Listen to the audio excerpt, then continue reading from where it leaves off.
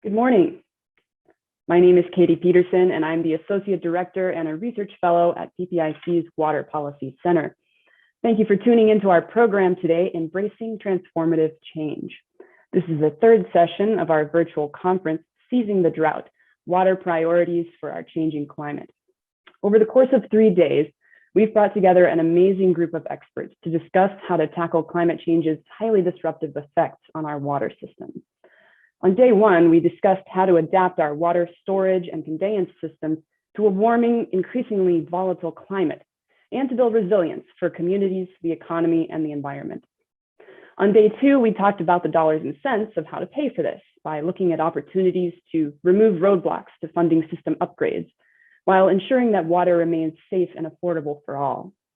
And today we're going to bring it all together by discussing the shifts in mindset needed to meet our water challenges, with the understanding that resilience often means the ability to adapt and reorganize through transformative change. We would like to thank our diverse group of sponsors for making today's event possible. These organizations are listed on your screen and on our website. Our annual sponsors represent a broad cross-section of organizations engaged in California water. This coalition of funders supports activities that expand our audience, our credibility, and our influence as trusted and objective source of information on water policy in California. Please consider joining us as a sponsor or donor so that we can continue to make programs like today's possible and ensure that they're free and open to the public. You can learn more about supporting us at ppic.org. As a reminder, PPIC is a public charity and does not take or support positions on any ballot measure or legislation, nor does it support, endorse, or oppose any political parties or candidates for public office. And finally, we do have some time set aside at the end of today's program for audience Q&A, and this is generally the most exciting portion of the program. So if you have a question for our speakers, please send an email to the address on the screen, ppiceventquestions@gmail.com. We also appreciate you including your name and organization along with your questions so that we can acknowledge you. And with that, it is my pleasure to welcome Celeste Cantú, Chair of the San Diego Regional Water Quality Control Board, who will moderate today's panel discussion. Celeste, over to you. Thank you, Katie. And let me join Katie in welcoming all of you. Climate change is outpacing our traditional ability to solve problems using old techniques.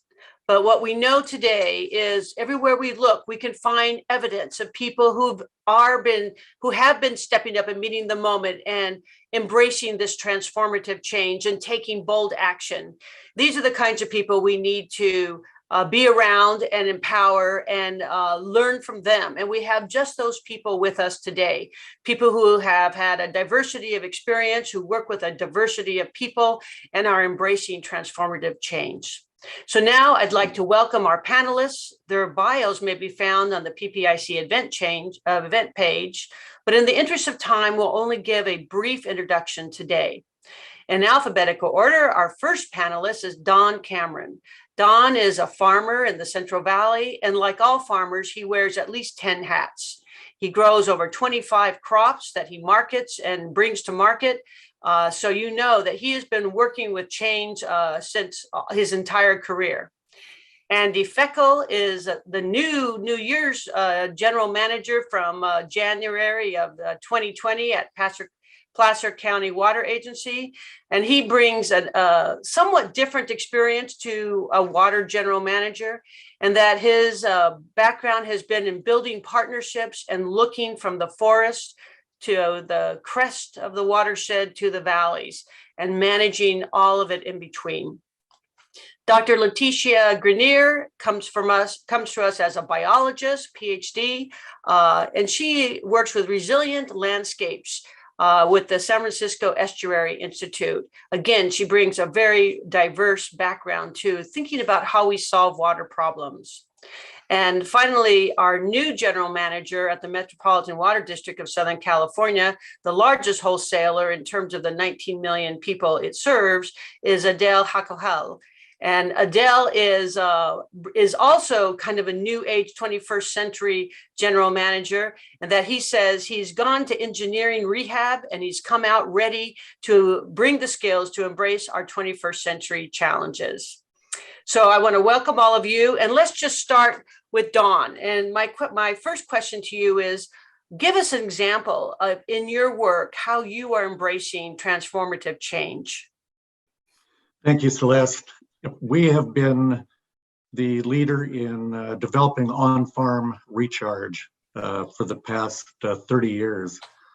We've been implementing new technology and building infrastructure to be able to move floodwater on farm and actually flooding growing crops, working landscapes, to be able to bring recharge water onto those locations to bring our aquifer up to a higher level and actually store floodwater on farm.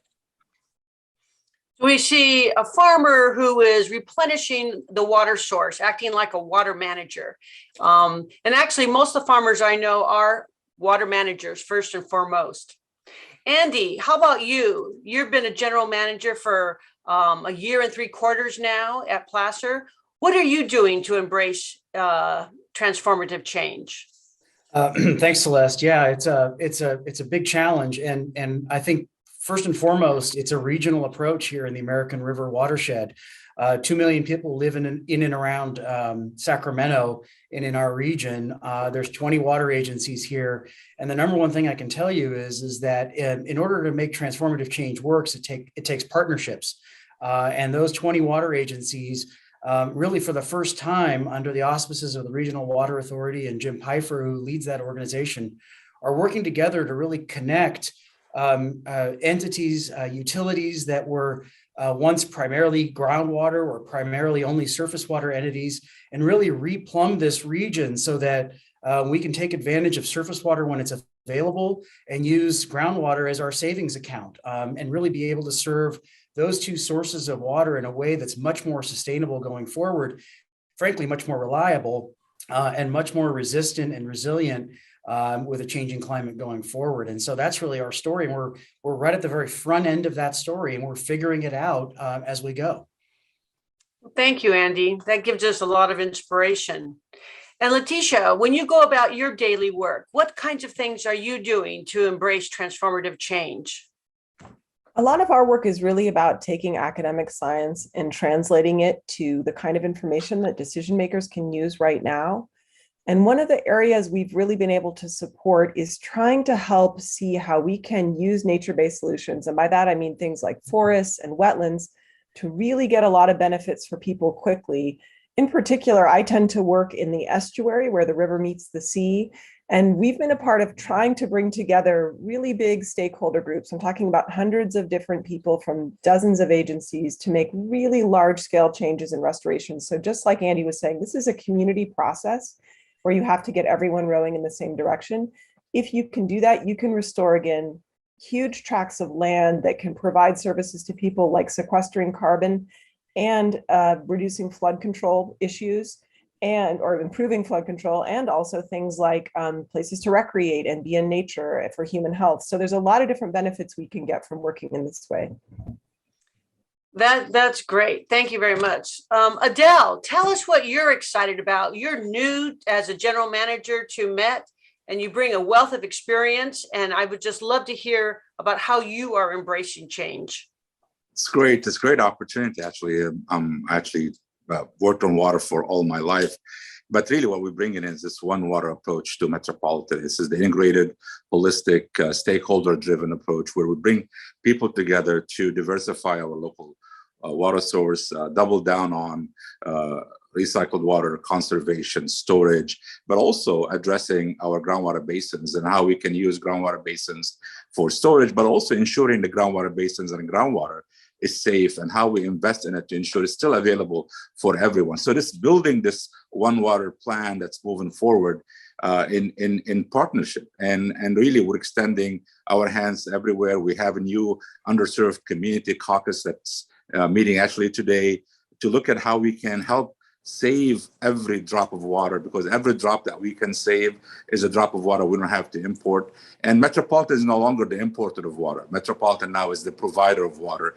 bringing water for everyone. And that's a new shift in our vision. And we're partnering with folks across the region, whether it's locally here, but also working with our neighbors in Southern Nevada, Arizona, the irrigation districts. And you're seeing a lot of partnerships in our recycled water program that we have here from Nevada and Arizona, and working with the irrigation districts and the partners also on putting water, system water in Lake Mead. That's an effort that's being done, but also how we can create balance between the environment, urban use, and agriculture. We all have to come together and create a balance. It can't be us against each other. It has to be a balanced approach. And this is what I bring. This is the one water that we have, vision that we have, and the we are one. And that's the vision I'm moving forward on, excited about the opportunity to really chart a path forward for the next 100 years. Oh, Adel, you speak my language. It seems to me when I listen to all of you, the capacity that is really the secret sauce here is the ability to work with different people and to find synthesis and consensus among a large group of people. Water historically has been fairly monolithic. It's been driven by engineers. They've done a great job in responding to the 20th century, but the 21st century really demands something different from us. And that's this new capacity to do problem solving in a collaborative, holistic, inclusive basis. And that's something that a lot of people weren't trained in historically. But when we look at our leaders in water today and where problems are being addressed, we're finding that people are the gifted ones who bring that capacity. One of the things that we're happy to say that's been frustrating in the past, but now we're lucky, we have money all of a sudden. The state of California, which contributes a lot of money to water, not as much as our local ratepayers. Our local ratepayers are the biggest financiers of all of our water infrastructure. Federal government historically relatively little, but for the first time in a long time, we have a lot of money through the infrastructure bill, and we have the ability to really address a 21st century challenge. How are we going to guard against building our traditional shovel-ready projects that were conceived of in the 21st century, probably designed to solve problems we identified in the 19th century, but don't address 21st century problems? We know we will need to move quickly, but we need to come up with new ways to solve our problems, to make sure we don't reproduce some of our problems of the past. So I'll start with Don. When you see this financial ability to make investments, what kind of investments would you like to see from an agricultural point of view and a water manager's point of view? I think you're muted, Don. You're correct. Apologize. No, we've seen that many of the areas that are in critically overdrafted basins in California are critically overdrafted because they've relied on primarily for groundwater pumping. And because they've never received surface water in the area, there's a real need for infrastructure. We know that with climate change, we will have additional water, fast coming water that we need to capture, not only for groundwater recharge, but to prevent flooding downstream. These are two key areas that really can prevent damage to disadvantaged communities in the San Joaquin Valley, but can also provide benefit for farming. I mean, we're looking at expanding our project to include another 7 miles of canals and another 18,000 acres. And then beyond that, we're looking in our GSA at the implementation of a water bank. We know that within our 125,000 acres, we can store up to 1.8 million acre feet of water, which right under our feet. So we know that if we work together and we do get the funding we need for the implementation, that we can be a part of the solution, which that's what we want. I think that's what agriculture wants to be. We've seen our outreach meetings have been very well attended by community members and farmers, and we're really all pulling in the same direction. It's fantastic to see the change of attitude. Well, that's great. That's inspiring. And Andy, when you look at from your perspective, and you've always taken a watershed-wide, one water approach, with this money that's available, how do we spend it to make sure we're solving 21st century problems? Yeah, I mean, I'm hoping that that we're as we've shifted our thinking into long-term sustainability, right? And it's really important to recognize that humans have trouble thinking beyond their lifetimes, right? That's just a problem that we have. And as we've begun to think about long-term, what does long-term sustainability mean? What I think it really means to us in the Sacramento Valley in total is not trying to fight nature, right? Trying to figure out how to work with nature-based solutions. For instance, up in the watershed, we've really embraced now using fire as the Sierra is used to prevent the kind of catastrophic wildfires that we saw this last summer. We're at the very front end of that transition in the upper watershed. In the Sacramento Valley, we're talking about spreading floodwaters over a much greater portion of the valley to not only nurture the Pacific Flyway, but also to feed young salmon on their way to the sea. That's using the topography of the landscape that is California to not only help fight floods, but also to help nature. And I think that's what we're doing in the American River Basin as well, where we live with an American River that is the crown jewel of the Sacramento region, but is a narrow confined channel. And what we're trying to do there is work with that confined channel to recharge our groundwater basins in a way that reduces flood risk, but also provides that same about 2 million acre feet under our feet here in Sacramento of storage, natural storage that doesn't take any dams to build, doesn't impound any waterways, and is available as our savings account, as our groundwater bank, as Dawn said. So really that pivot to nature-based solutions that work with the tools we have, those natural systems that frankly are adapted to California's climate, and getting back to those is it seems like we've come full circle to pre-European settlement to try to figure out how to live sustainably with the landscape.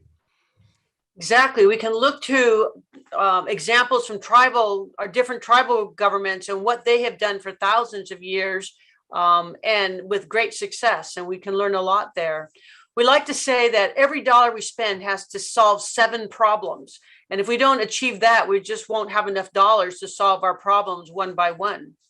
Letitia, when you dream about how you would like to be able to spend money to accomplish the goals you see, what would you like to do? I think my comments really build on what I heard from the others on this panel. I would take those nature-based solutions and the things that Dawn was talking about, we can do with wet meadows. We can do that by restoring wet meadows and floodplains and wetlands to do the groundwater recharge. So really nature is the engineer of the 21st century. We can build our infrastructure out of those kinds of features on the landscape, and those give the multiple benefits that you're talking about. So then we're doing 7 benefits for every dollar that we put in, right? We're getting climate change mitigation and climate change adaptation at the same time, plus places to recreate. We know people need to have access to nature, not just for our physical well-being, but now there's new research that shows that it makes us smarter and mentally healthier. So there's many ways that nature gives us a lot more. It's also flexible and adaptive, so it's not going to break. It's going to change and move, and we have to accept that. That's hard for us, but it's not going to break when climate changes a little bit more or there's a flood. And the other thing I guess I'd like to say is that we have to start doing that at the system scale. So nature is organized into ecosystems. And when we think about water, which is the really powerful way to manage ecosystems in California, as we all know, water is kind of the juggernaut. We want to do that at the watershed scale. That's the ecosystem that makes the most sense for water. And so we need to start coordinating at the watershed scale. And that's where I think our government is really challenged to change in a transformative way.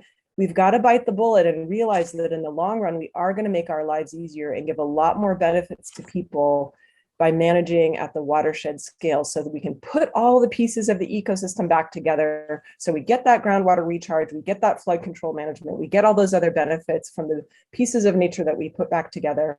And that's really, I think, how we're going to survive and thrive into the future. And the last thing I'd say is, if all that doesn't mean a lot to you, would you rather live next to a reservoir that's got kind of like a asphalt lining and a fence around it? I feel like those are the reservoirs I grew up near in Southern California. Or would you rather grow up near a beautiful mountain meadow or a wetland or a floodplain near a river. I think we all know what we need as living organisms, and that's definitely what all the other living organisms in California need as well. Thank you. Biophilia. That's what really makes the world go round. Our ability to enjoy the natural landscapes about us, that refuels us. And Adel, your reach is broad, and you have lots of abilities to affect change as general manager of Met. And how would you spend this money? I mean, to me, is just look back at what we did in 2000. We built Diamond Valley Lake in Hemet, right? And if you look at it, that was that vision of doing it. It created this storage for us that we're using right now during this issue. But we created a habitat. We created a place for people to hike and walk and enjoy. But I think we need a multiple thing. We need the infrastructure to clean up the water, like recycling, stormwater capture, and treatment, but also link it to green infrastructure and how we spread it. We're really looking at ways to take gravel pits and areas that was basically destroyed over time and use it for a reservoir for recharge and create some community benefit, habitat benefit. You know, during my days in LA, we built the first constructed wetlands in South Los Angeles, a stormwater wetland that took a parking lot in South LA that used to be 9 acres of asphalt into a stormwater capture wetlands park for the community and bringing birds and habitat for people that haven't seen it.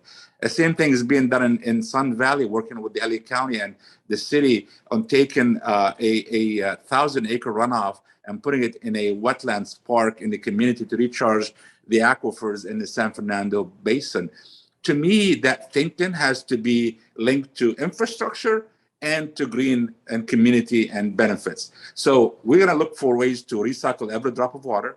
We're moving on our partnership with LA County Sanitation, the same thing with the LA City, and trying to create more water that we can put in the system for reservoirs, for groundwater recharge, but also we need to protect our groundwater basins. I can't stress how important it is right now to spend the money to ensure that we clean up PFAS, to prevent contamination, because to me, one of the areas I see is underserved communities, that if we do not clean up the water they're using right now in Southeast LA and in parts of the city that uses, or part of the region that uses groundwater basins, if they lose the ability to use those basins, we have to import water to give them water. And that will be a rate shock. To me, I want to invest, I want to take care of it, I want to work with them to create this collaboration to protect our groundwater basins and recharge it. We have huge capacity, whether it's up in the San Joaquin County or along the river, as Andy mentioned, or within our region here. We need to maximize and find this conjunctive use ability to put water in so that we can pull it back out for reuse. And you know, we're pushing every way we can to work through it. But the money we need to spend is on our new local water supply, looking for reducing our loss of water, leaky pipes. You know, people talk about lead pipes, and I tried hard to insert lead and leaky pipes into the legislation. There's a lot of money because I think there's a lot of pipes that are still leaking, especially in the underserved communities that have not invested money in the infrastructure. So we want to work on it. You know, Metropolitan now is investing in pilots for leaky pipe issues and how we can help communities take care of it. But at the end of the day, we need to think differently. And I want people to see that investments in Southern California here is going to help us all in local water supply. And that's the issue I was dealing with, trying to convince everyone that investment in us here is a solution for the entire region, for the entire 7 states and the 5 tribes and the 2 countries. It's a balance for the Bay Delta issues. We need to work together on investing in more local water supply and more storage so we don't have to fight over water. And that's really the new thing. And I think they should incentivize, federal government, state government, incentivize folks that are thinking differently and bringing integrated solutions, not just let's give it to whoever wants the water. But if you know, because 60% of my ratepayers are underserved. So I'm gonna just continue to ask for the investments in us, and we need to do it in a way that's collaborative. But I think the federal government, the state should encourage these incentivize and give priority to folks that are doing the one water approach, the integrated approach, the multi-benefit approach. Well, that sounds great. We feel like we're rich in ideas and creativity, and we have some money, but we also continue to have challenges. Most of our institutions, almost all of them, are predicated on political jurisdictions that have no relationship with watershed and no relationship with the natural topography or how the drop flows. So that's just one of our challenges. We need to be prepared to meet conflict because change is hard and people are resistant. So I'm going to do a quick review with everybody. Where do you find resources to address that conflict where we have institutions that are built out of the 20th century who are not designed to be able to solve things on a landscape wide or watershed wide process, who aren't built in a way to see the one water, the continuously recycling one water drop? Don, I'll start with you, Don.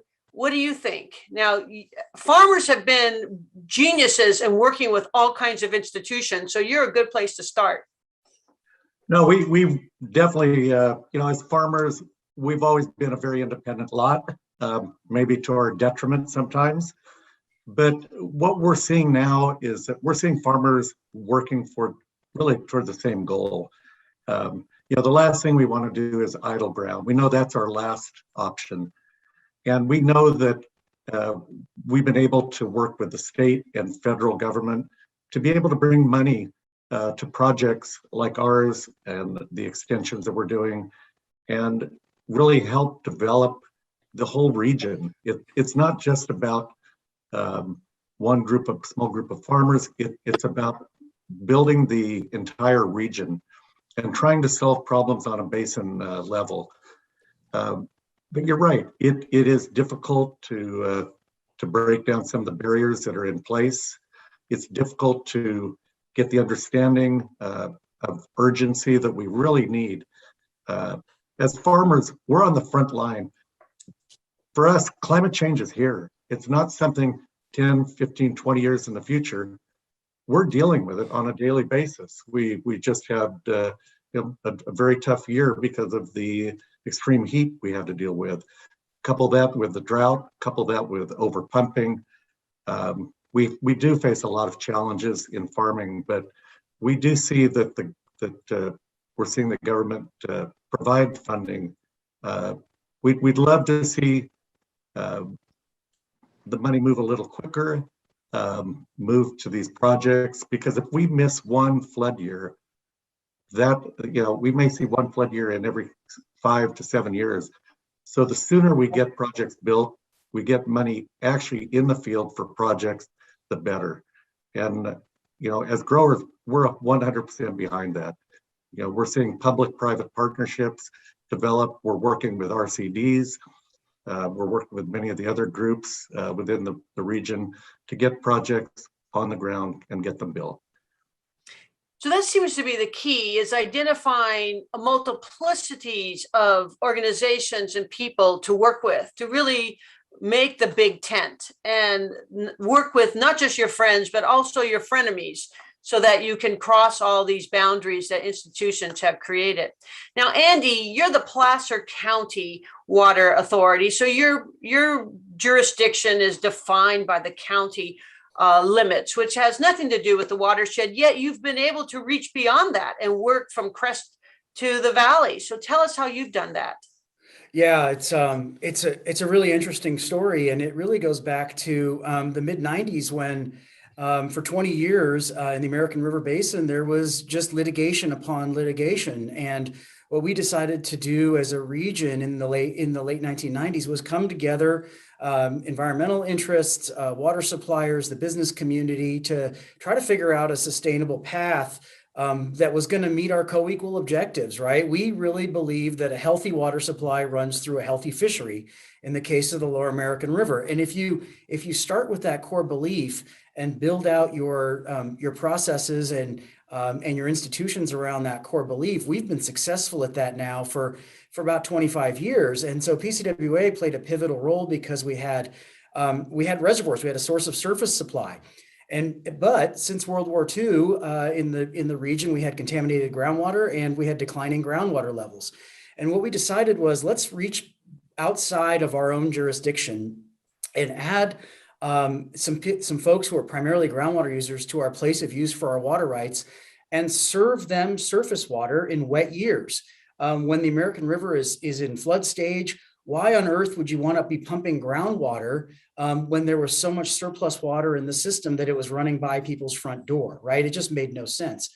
And so that was the beginning of starting to break down those barriers in our region around traditionally things that are very hardwired, right? Water rights, Celeste, you and I both know, is a very hardwired environment. And I think we're starting to see that soften a little bit. And we've seen that, I think, in our upper watershed work with our partnerships with the Forest Service and the Nature Conservancy and the Sierra Nevada Conservancy, and local NGOs to try to come together to bring funding together. But more importantly, I think, to bring together a sense of there is some flexibility. There needs to be more flexibility. I'm going to lightly sort of touch a third rail here and say that our regulatory environments are not flexible enough currently to do what we need to do when we face, let's be honest, an existential threat, right, in a changing climate that's coming at us very, very quickly. To keep the regulatory environment we have right now that deals with single topics sometimes, whether that's air pollution from smoke or water rights, our water rights system, those things are not as flexible as they need to be. I think the last state administration and this state administration are committed to reaching across those boundaries when we talk about things like the voluntary agreements on watershed scales to try to do more than just regulate flow, but actually be additive to the system from the standpoint of recovering species. I have hope. There's hopeful signs out there that we're going to do better going forward. I think we need to focus on that effort because I think money is super important. Everybody said it's important because this stuff is expensive. Replumbing entire regions is very expensive. Doing the kind of work we need to do in the headwaters forest is very expensive. But at the same time, it's really hard to deploy that money if we don't have the landscape that we can all agree on, that we need to do good things and we need to do good things fast. Well, that sounds great. I can really see the vision. And we need to get this information out because so many water districts are challenged that they're having to work within their boundaries, and they don't necessarily have those relationships across the watershed.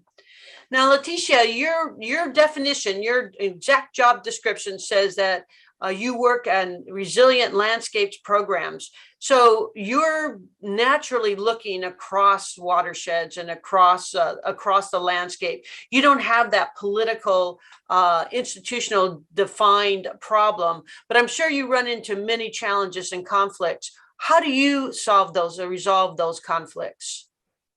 That's a great question. Surprisingly, we've had success by kind of stepping outside the jurisdictional boundaries that everybody's used to working in, because I think many agencies are frustrated. It's hard to make change and say, look, here's nature's boundaries. If we all just voluntarily chose to work within those, and in the example we're talking about, it's watersheds, then we would be able to make change that's tangible and faster and makes more sense because it's within these boundaries, which is how our actual planetary physics works.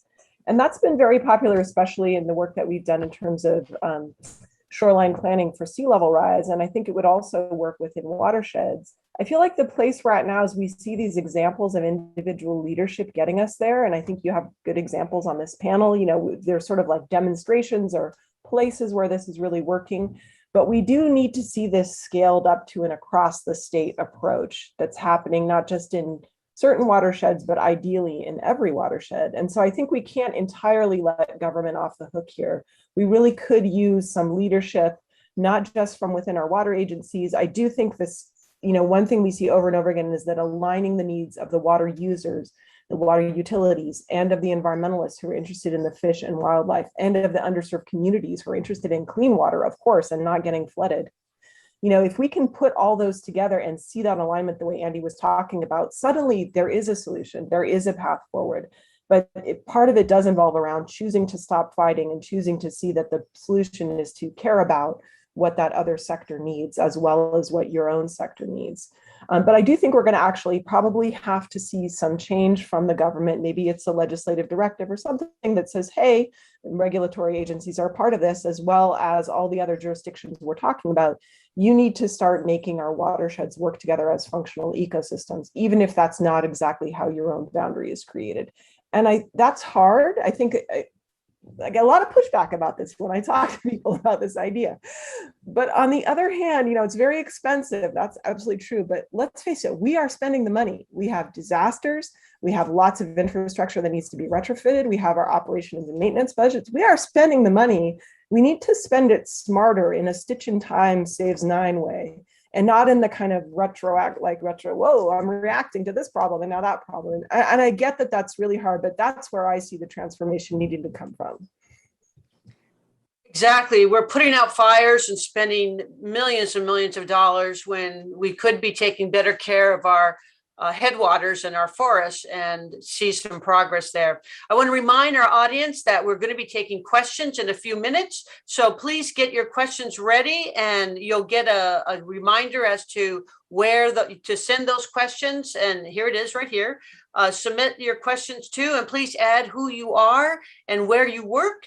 We would look forward to answering those questions when we get to that point.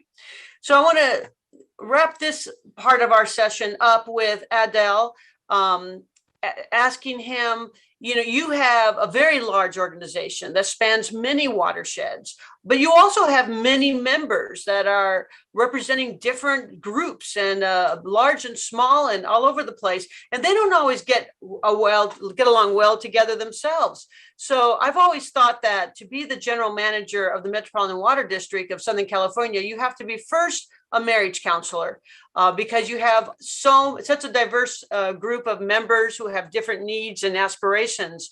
So Adel, how do you go about solving the problems that confront a large water district that spans many watersheds?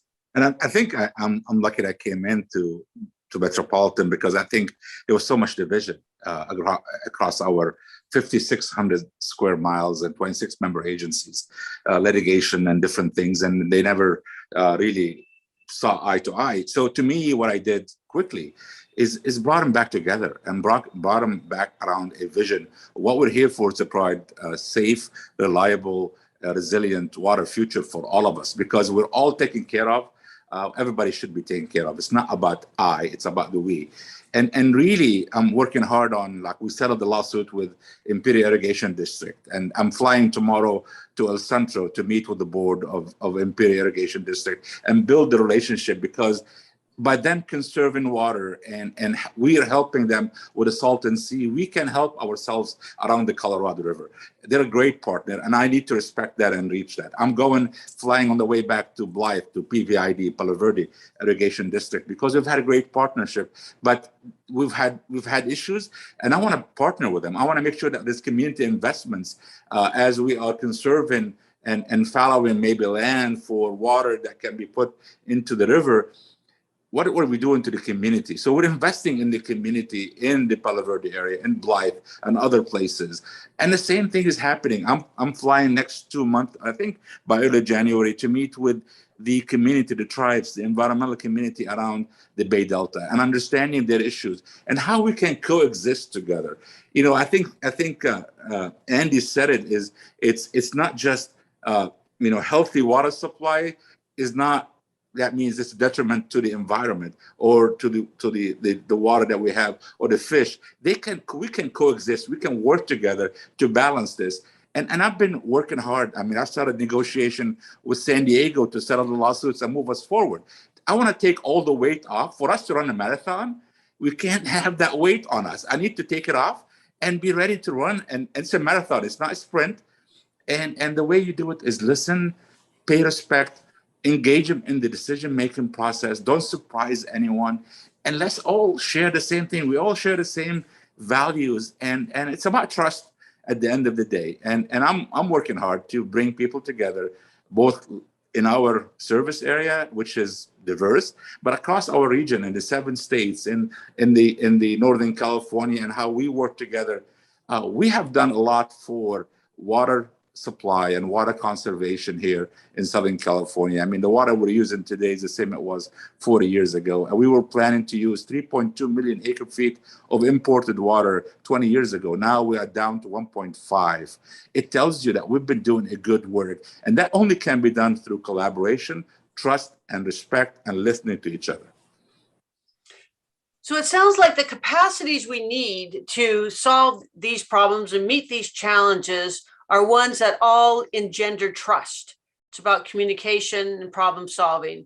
How do we go about capturing those capacities and transforming other groups that may not see it exactly eye to eye with us? I'm inspired by the stories you have shared and your accomplishments. It seems like if people saw those wins and those successes, they would also be inspired. When we talk about how do we bring everybody together, one of the challenges that I think the water world has had is that our tent has historically been too small. Our tent has been, I'm responsible, I will do my job, and don't impose on me, and I won't impose on you. And people have drawn their lines around their institutional boundaries. But in the last 10, 15 years, we've really seen people look beyond those boundaries and look upstream and downstream and realize that they need to manage that single drop of water that constantly recycles. It's one drop of water. We used to say in the Santa Ana River watershed that the drop in the Santa Ana River was the hardest working drop of all rivers because it was used so many times, and we would clean it up, put it back in, the next community would take it out and use it again, and it was used for ag and for the forest and keeping seawater intrusion from coming into Orange County, and for drinking water and manufacturing all throughout. We managed the salt, and we were able to do this in a way that kept that water, that drop, to be available for a multiplicity of uses. But that came out of a 50+ year deliberation of how do we work together. We don't have 50 years in all of our watersheds to get to that point. We need to do it immediately.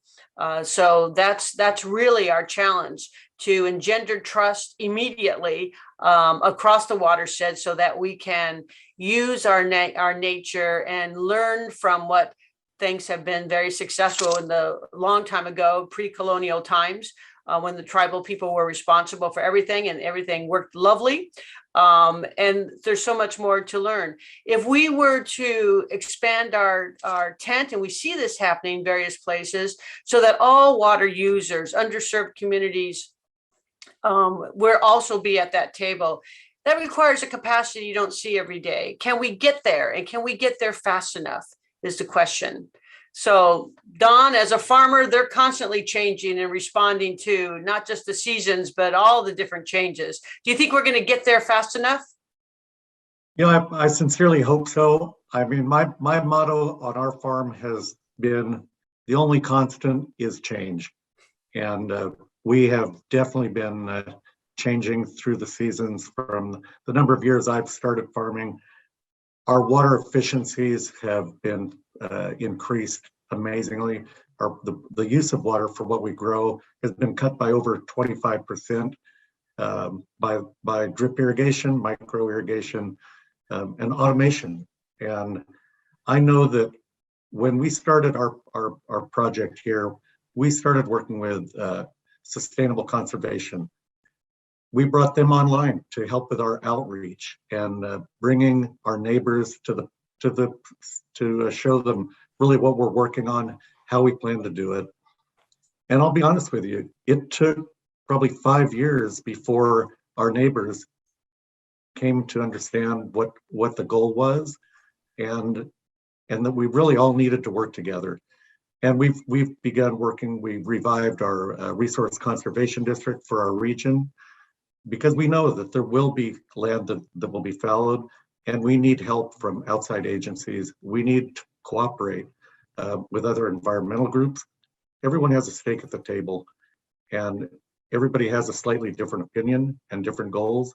But we've seen that that really everyone is coming together, and we are working together much more than I ever thought was possible. So I'm optimistic for not only for farming, but for our communities, for our workers. We have a tremendous number of workers that rely on us remaining in business. So it's quite a chain that, but yeah, we feel we're going to get there. Well, thank you. We've got our first question, and I want to remind everybody, we are taking questions, live questions from the audience. So please send your questions to ppiceventquestions@gmail.com. Add your name and your institution, and we would be happy to answer your questions. This is always the funnest part of the group. So our first question is from Jesse Rossman of the Almond Board of California, and he asks, while floodplain restoration has its own benefits, how much can groundwater and floodplains truly recharge and store versus directing recharge water to the cones of depression that are likely further away from the river? So this is quite a technical question. And let me think, who might I call on to answer this question? First, I'm going to throw it to Letitia. And if you want to punt to Andy, start thinking about the answer, Andy. Sure. This sounds very place specific, like we're trying to deliver the water to a specific place near the river. And that's right. When you use nature-based solutions for recharge, it depends on what's the geology right there. What's the placement? Where are you in the watershed? That landscape position is really important. And I think it's worth saying that not every solution works in every place. So you're going to have to be creative and think about what's the appropriate thing in the right place. So beyond knowing more details, I don't have more to add than that. Andy, did you want to go further? Sure. So, yeah, I mean, again, existential crisis, keep that in the background. These are not either or solutions, right? This is not, we'll do active, there are places where active recharge is absolutely necessary. There are places where natural recharge just through conjunctive use works very, very well. And the challenge ahead of us demands all responses possible. Right. And so we can't be limiting ourselves or thinking about this in a limiting way, because if we do, we're going to miss stuff. And so that's my simple answer to all this stuff. Thank you. Our next question is from Kimberly Wiltshire, CEO and Executive Director of Confluence West. And she asks Adel, it's impressive how you've hit the ground running with accelerating the One Water approach for Met's local water supply.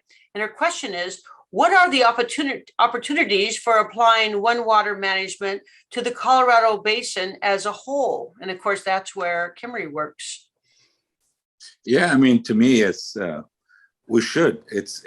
We need, first of all, we need a one coordinated One Water California for everything, because we're all part of this water solution. And I've said, and I've talked to the governor's office and others about how we can build on the resiliency plan portfolio by the governor's office to create this integrated water management for the entire state of California.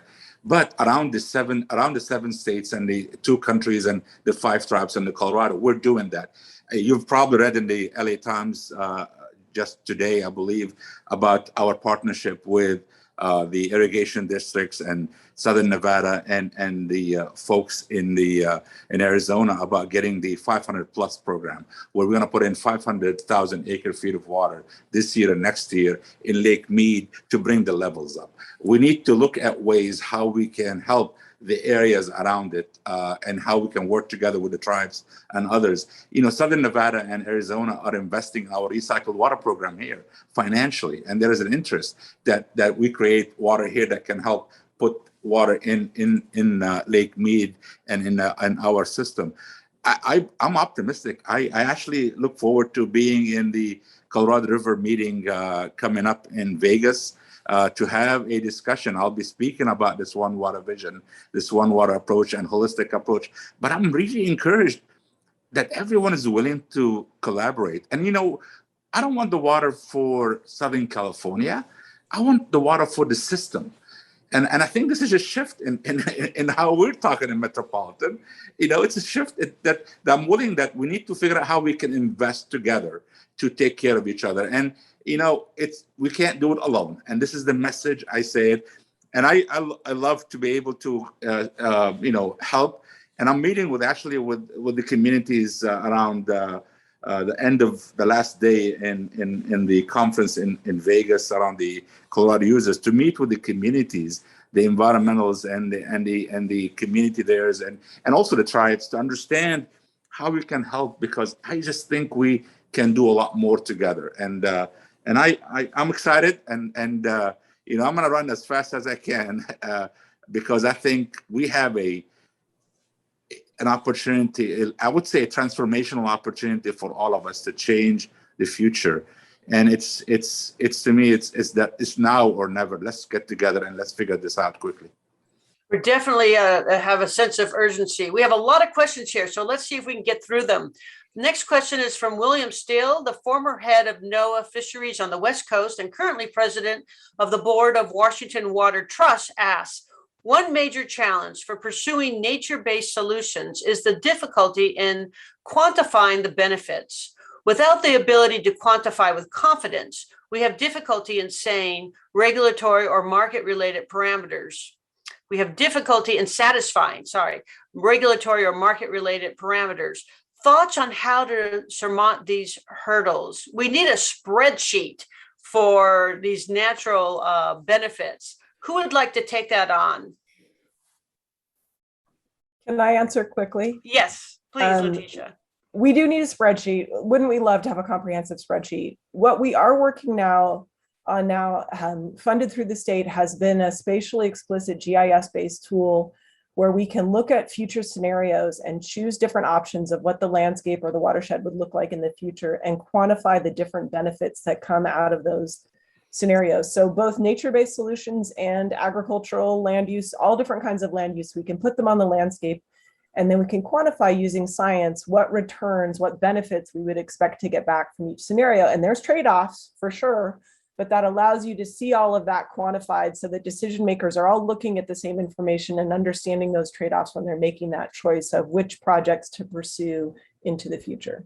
Celeste, I think we did something similar with 3 people around the projects around the Sun Valley in the Los Angeles area, where we actually tried to quantify the benefit and offset cost from, instead of building storm drains, to capture stormwater and treat it and put it in the ground for recharge, for to reduce flooding, and for habitat restoration and for community benefits. You start adding all this, there is a cost and how we leverage resources. So to me, our biggest thing is quantifying the benefits and also attributing the cost. But I think the biggest issue we always have, we're still, when it comes to finances, we're still in silos, right? And everybody's saying, oh, I want to talk integration, but really, I'm not going to pay for it. I think we all have to step in and figure out what is our share to stop putting our money. And I want to say to the federal government and to the state government, we need flexibility. We need ability to permit faster, to move out of the way and remove obstacles. Right now, it takes forever to even do anything. And it's just, we need to find ways to make things easier and more flexible. Thank you. There's a lot that can be said about that. That's very true. Let's move on to our next question. Danielle Perot of Vibrant Planet asks, water managers face the challenge of managing water resources that flow from lands that they don't own or manage.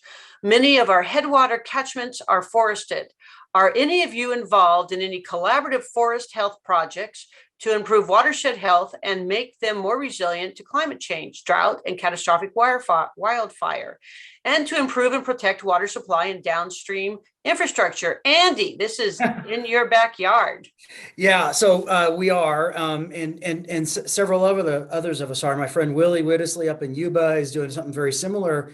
And yeah, it's around that partnership.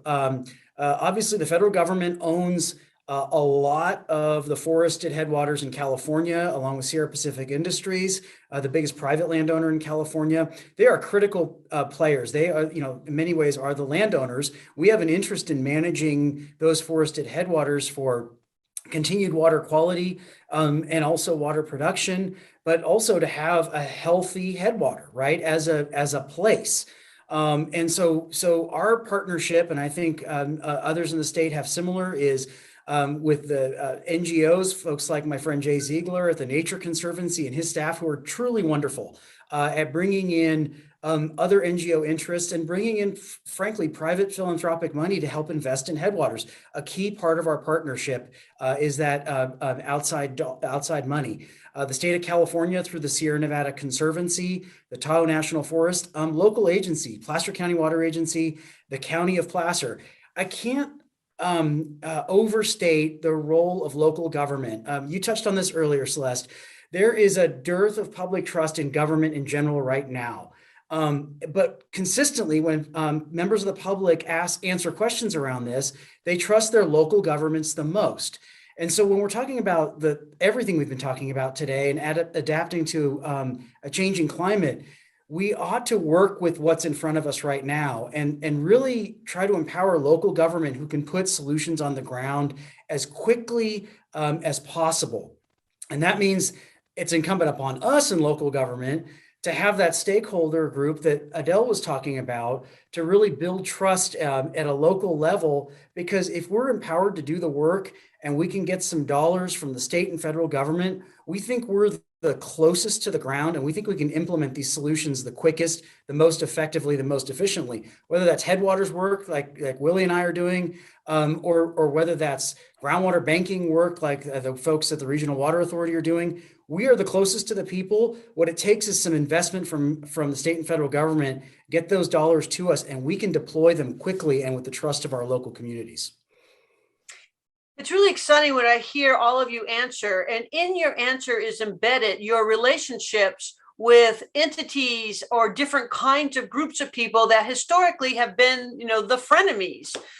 So it seems like where you have found success is where you've been able to develop those partnerships and trust amongst groups that traditionally or historically have not worked well together. And that to me is really key, transforming those historically contentious relationships into positive relationships. And we can really find some solutions there. We have 4 more minutes until our close. We have more questions than time to answer them. So I'm sorry we can't get to all of your questions.